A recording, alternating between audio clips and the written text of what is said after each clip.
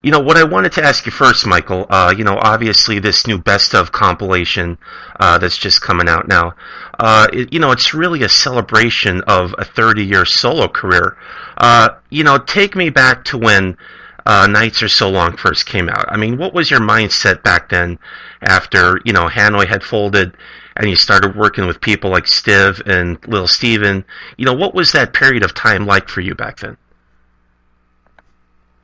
No, it was a very significant period of time because, well, Steve Baders at first when Hanoi was breaking up, and I was still living in London in the spring of '85. Steve was the only friend I really had back then, and we were. I mean, obviously, I was devastated for losing my best friend and having my band break up. And I mean, not only did Razzle die, Sammy Yaffa left the band, which was a really big blow for the band. And it was just a very difficult time, but also it was for Steve being there for me. It was such a help, and he actually encouraged me to, after I had my main goal was to save Hanoi's reputation, save the integrity of the band, and call it a day when it was not going to be the right thing anymore, and there were going to be some new guys coming into the band which would not have been the same thing as Hanoi had been, and I wanted people to know Hanoi Rocks as it was with the coolness of the band, the integrity. But Little Steven, Steve was when I moved in with Steve, and eventually in '85 I was living with him, and then Little Steven came over to produce the Lords of New Church, and that's when we made some demos, which he was a part of that, and I was. These two people were, like, to me, the coolest people in rock, and I thought, okay, I don't need anybody else. This is the place to be with these guys. Stephen was doing the Sun City project at the times, and that was the first thing I actually did solo publicly since Hanoi broke up. So, which I'm still really proud of, and to be part of that with all the people that were in it, Miles Davis, from Miles Davis to Pete Townsend to Keith Richards to Ringo Starr and Zach Starkian, Grandmaster Flash and Run DMC and Nona Hendrix, Peter Wolf, Bruce Springsteen, and Bono, all these great people. And then when we went to do the video and shoot in New York, that's when I decided to move to New York and start all over. So it was a special time. Obviously, I was recovering from this devastating blow, and I really didn't know what I was going to do. But Steve encouraged me, and we made those demos in London with that song "It's a Lie." The version of "It's a Lie" that we sing as a duet with Steve was one of those songs, and we did it at an 8-track studio with the Lindrum and stuff. And that's the magical version. That song was written by Jimmy Zero, the Dead Boys guitarist. And as we were making it, as we were recording it in the demo in the studio, Steve realized that the song was really about him leaving the Dead Boys. The lyrics, with "It's a lie when you walk the other way. You told me you can't stay. It's not too late to realize. It's not too late to be the man who realized when we died, when we became Dead Boys." So it's always really cool. And then, so for me, it was really interesting because I had no plans, and I didn't know what I was going to do. And then things just started pointing to that direction. And I went to moving to New York. I made that decision when I was there, and Steve kind of showed me the ropes and how to, really taught me a lot. He was really, God bless that guy. I mean, really was an important person in my life and career, and he was there for me. And Little Steven, ever since Steve showed Steven some Hanoi Rocks video. It was a Boulevard of Broken Dreams, and Steven had never heard of us, and of course he was like. He had never heard of us, and he flipped out. He was like, "Wow, what a great band! What are you guys doing?" And I said, "Well," I told him the sad story. We just broke up because the drummer died and all that. So ever since then, Little Steven was always helping me and supporting me and with my career, and especially after I moved.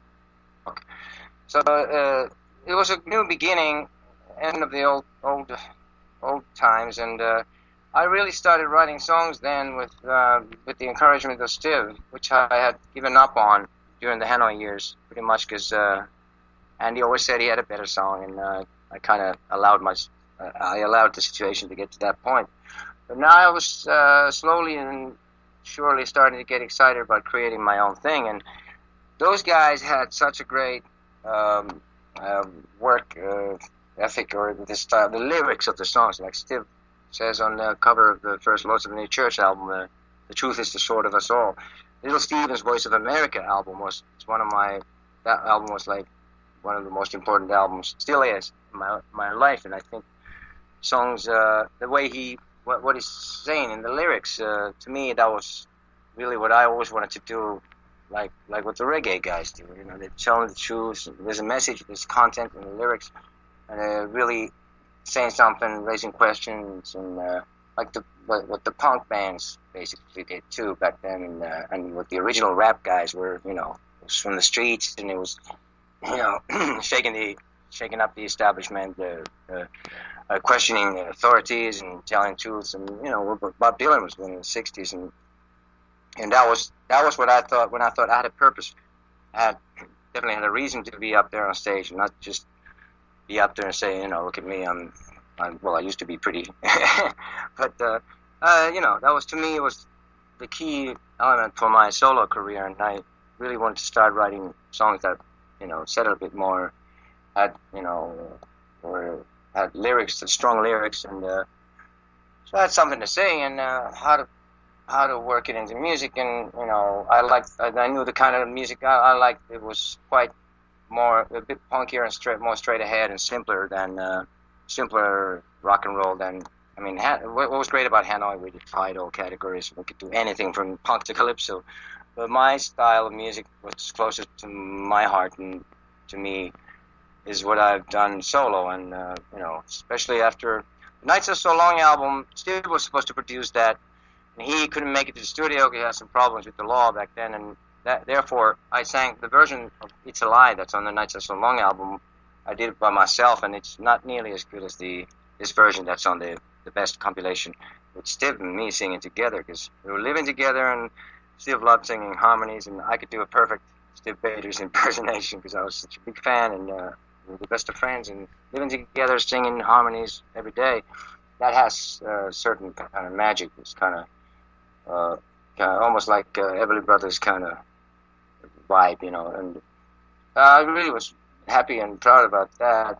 But then I had nowhere to go, and I just, you know, the album Nights Are So Long was originally released only in Scandinavia and Japan, but with the help of that, I got signed to a major label in New York. Polygram Records signed me worldwide, and that led to the Not Faking It album was like the first worldwide release for my solo career, and that's when I eventually, so it came to pass that I started over, and really, you know, I survived after that whole thing, and of course it's always a sore spot with Hanoi breaking up and Nigel and all that, but you know, I mean, I lost everything, but then what else was I going to do but keep going, and so yeah, that was the key element for me, and the most important thing about, you know, rock and roll to me is the integrity and being true to yourself and singing from the heart, being honest, and that way you can reach people's hearts, and you do your own thing on your own terms, and you know, you don't always have to be the biggest and the most famous and the richest and whatever, you know. So long as you do your own thing on your own terms, you don't, without compromising for the wrong reasons, then you could be happy, and you're on a firm ground. And then if you get famous and you get money, whatever, that's great, you know, fine, as long as you do it on your own terms. And that became very clear to me, and therefore I've always felt that, you know, no one can take away from me what I have, and you know, I still keep doing what I'm doing and try to get better at what I do. I'm never going to be good enough, and that's a good thing because it keeps me hungry and keeps me trying. But right now, I'm happier than I've ever really been in my life, because I feel like I have the best band I've had in my solo career, with Sammy Alpha and Steve Conte and Carl Rockfist and Rich Jones. And this band is going to keep going, and you know, we're going to keep doing what we do and get better at it, and expand our fame, let people know. Hopefully we'll get some more exposure, get on a good tour. My dream is still to get on a big world tour with some of the coolest, biggest bands in the world, like someone like the Foo Fighters or Alice Cooper or or who knows, like Guns N' Roses or bands like that that are really still cool and have the right attitude and the right kind of rock and roll, and still, thank God, they are as big as they are because they play the right kind of guitar and everything. So that's what I'm thinking right now, and hoping that we'll get a chance to let more people know about this band, and we're doing what we're doing and keep doing it and have a good time. Right. And while we're doing it, people enjoy our shows.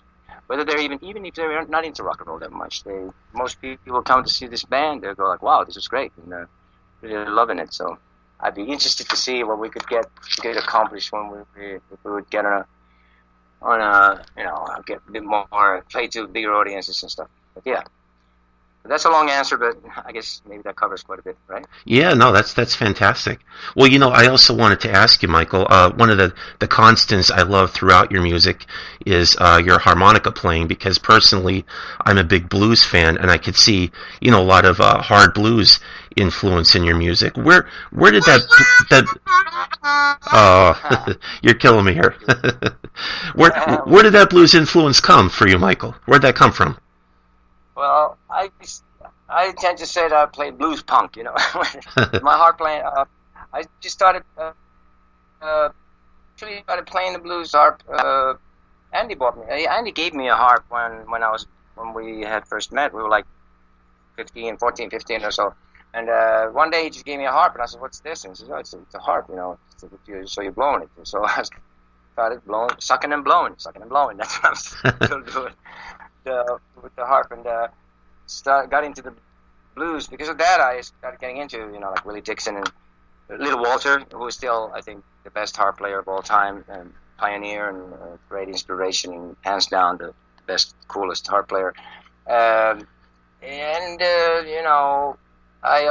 in Finland, in the days when I was growing up, those days they didn't have genres like heavy metal or punk or glam or grunge or anything like that, and that's why music was also better, because no one was trying to fit into any category. And so the bands and artists had more personality, and they were doing it more for the right reasons. So I was into reggae and like the blues and funk music. We found this great band, Undisputed Truth. It was a Motown band, which was not that well known. I guess Smiling Faces sometimes was one of the biggest hits they had, but they were very cool. We saw this album cover with the album Higher Than High with Andy. We found it in a second-hand record store, and we saw the cover with these 5 black guys with the makeup, with painted faces, kind of like space, like Ace Frehley kind of makeup in their faces, and platinum blonde afros and platform boots, floating in space with microphones with the chords, with neon yellow chords and the mics, and floating in space, and it was called Higher Than High. So, well, we gotta get this record, and it was the coolest funk, and it's always been part of me in my blood. The blues has obviously, I hadn't seen much back then, but the longer you live, the more you have the blues, and it's always there. So it's not a bad thing, and the melancholy from a Finnish person has always in their nature. There's some kind of melancholy thing. They enjoy their misery sometimes, and I always say, make the most of your misery. It may not last forever, but yeah, the blues was always natural to me. Kind of it became, and I just started playing my own style. And Magic Dick from Jay Giles, man, he's incredible. He plays chromatic harp. Let's play the regular blues harp, and I think the authentic blues sound, what they do with usually people have a bullet mic, and some old vintage amp like Fender Bassman or Fender Deluxe or whatever. That's really not what I'm going for. I'm even, for example, in not Faking It, the song Dead Yellow Rock and Roll. That harp sound is actually, remember the old Rockman boxes? Oh, sure, yeah. Plug and play, yeah. Yeah, so I had that harp sound is just simply I think it's a 58 or 57 Shure mic through a Rockman on the edge setting. That's the sound on Dead Yellow Rock and Roll. Oh, wow. Whenever little Steven gets in the studio, he says, "Wow, that's a great sound, man. What did you use?" "Yeah, Rockman." I was like, "Oh, really?" Yeah, so But that's my thing, you know. I call it blues punk. Oh, that's great. Well, get back to your solo material, Michael. I'm partial personally to the most recent stuff. Ever since Steve Conti came aboard. I mean, he brings such a gritty New York City edge to things. I'm curious, what's it been like with Steve in the band? Lovely. He's a wonderful guy. I feel blessed that he joined this band because it's funny because we were label mates in the 90s, early 90s, late 80s. Well, not faking it around that time. And from then on, he was on Polygram as well. We had the same A&R guy, Jim Lewis. And he was on Polygram with the Company of Wolves. And I didn't really meet him back then, but since Steve joined this band, he's such a creative, such a talented guitarist, great person and great songwriter. And him and Rich Jones now on the other guitar, it's like we're like brothers, you know. He brings so much. There's so much creative energy in this band that, you know, I'm really really happy. He's just like he's my Keith or Jimmy Page or whatever whatever you think of, you know, guitarist, singer kind of thing. And he's a blessing. Bless his heart. I mean, he's a wonderful guy, and I'm so happy he's in this band. We have a great time, you know, on the road. Sammy, Rick, Steve, and me and Carl, you know, we really enjoy doing this, and everybody's a great person, and we really have a good time. And the chemistry is just exceptional, and it's really rare. You don't find that. It doesn't grow on every tree. You know. Really has a special magical chemistry in this band, and everybody is vital to it. But Steve, especially, he's really underrated. I think he should be more famous, as he is such a great guitarist and great guy. Right. You know, I ask you that, Michael, because ever since even back with Andy, I mean, you with a great guitar player by your side, it's always been, you know, sort of that Jagger Richards, vibe that you have going. What, describe, especially, going back to Andy, what's it been like working with, a guitar player, on your side that's like really, you have that tension / creative juice thing going. What's that like for you? You mean, are you referring to like Steve or the kind of person that Andy was? Yeah, just like going back to Andy. I mean, starting with him. What's it been like with Andy? Well, he's a very, he's a piece of work for sure. There was, the thing with him was in the Hanoi days in the 80s. I was there was a point where when we started the band and we were on the streets with me, Sammy, and Nasty, and Andy was, he had a girlfriend, so he had a home. So there was a moment in the early years of the Hanoi that we kind of drifted apart a little bit from what it was originally when we started the band, and it was we never really talked about it, and we were never really totally open and never really got to know each other in that great a way. So there was always some kind of tension, and it was not easy. It was not easy because you didn't know, you never quite knew what his real motivations were, and there was a lot of aggression and that kind of tension there too, and that I could feel. But it wasn't until we got reacquainted in 2001 in Finland, when I had moved back here. He had moved back here some years before, and we got reacquainted. And he had learned to respect my songwriting ever since the Not Faking It album. I remember he left me an answering machine message at home, and raving about the album, saying, "Oh, amazing songs and everything." So he learned to respect my songwriting, which he hadn't up until then. And then when we got reacquainted, I figured, hey, wait a minute, we could do something. After all these years, it was interesting to see what we could accomplish. Now that he had this accident when he fell off a 3-story balcony, and almost, the doctor said he should be dead, but he'll never walk again. And sure enough, he's now walking. And my late wife, had just passed away also. So it was based on these tragedies. It worked out for a while, and I was up for doing it for as long as it was fun. And we made 3 good records with as Hanoi Rocks. But it's ironic because that was really me and Andy and the rest of the guys. And it came to a point where it wasn't fun anymore, and it was starting to slide back into the old kind of thing. And then I just called Andy one day and said, "Look, it ain't fun anymore. So let's put this band to rest, to its final rest, with its integrity intact and honorably, and and that'll be good, and so that's the right thing to do." And it's ironic that the band I have now, around the same time, I ran into Sammy. Sammy came to Finland to play with the New York Dolls, and he started talking to me that night. They played in the city of Turku, where I live now. And he came to he invited me up on stage to jam, and then the same night we stayed up till about 4 in the morning with Sammy talking, and he said he wants to work with me again. So I said, wow, hey, that's half the band, almost half the band there. And Right. then through him, we got Steve, and I felt like, this band is definitely more of a band.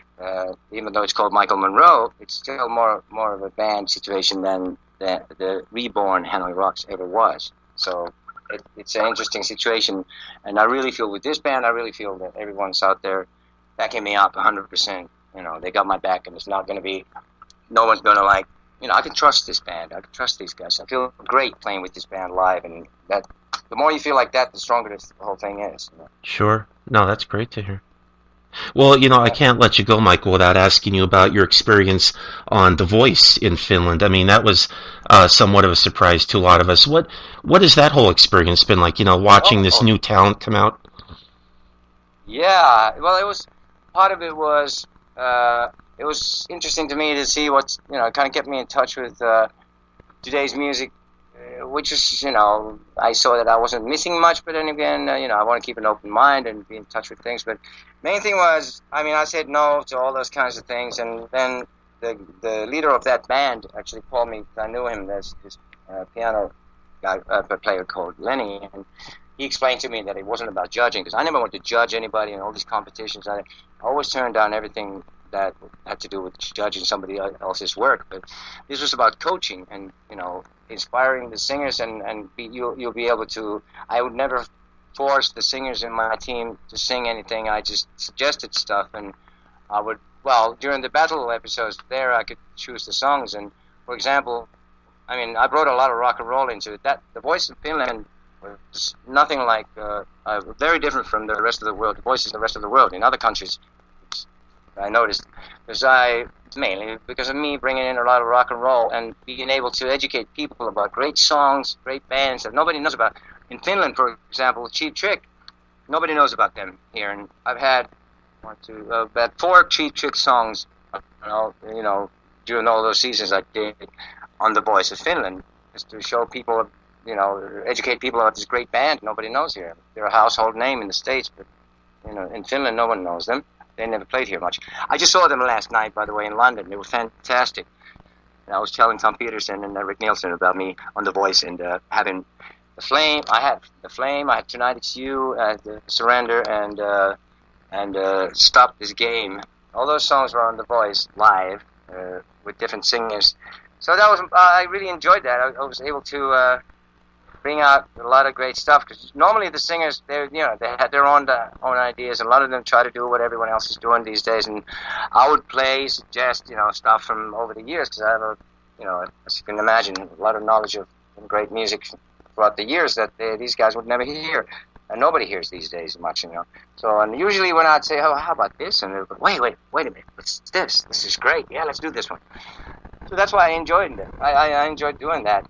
And, I just decided to stop the last season. I decided to stop doing, I thought it was time to move on. And, but then as I finished that, I had the first season of The Voice in Finland, the Voice of Finland first season, we had Sara Aalto, who came in second on the X Factor in the UK last season, and she became, a big name in England. And, now, partly because of that, they asked me they're going to start the X Factor in Finland, and Sara is one of the coaches, and so am I now. She's one of my best friends, and I have an opportunity to work with her. It's going to be great fun. And there, you can have bands, not only singers, but you can have bands. In Finland, you can have rock bands, bands, real bands on the show. So that'll be a new adventure for me, and it'll be interesting and exciting. So yeah, I like to do stuff like something different, and I don't mind doing TV. It's like a couple of months, it's like 3 months or so, 3 or 4 months that you're on the air. It's enough, people see your face, but then it's good to disappear for a while because even I get sick of my own face, and if you're too much there, then I'm sure other people will too.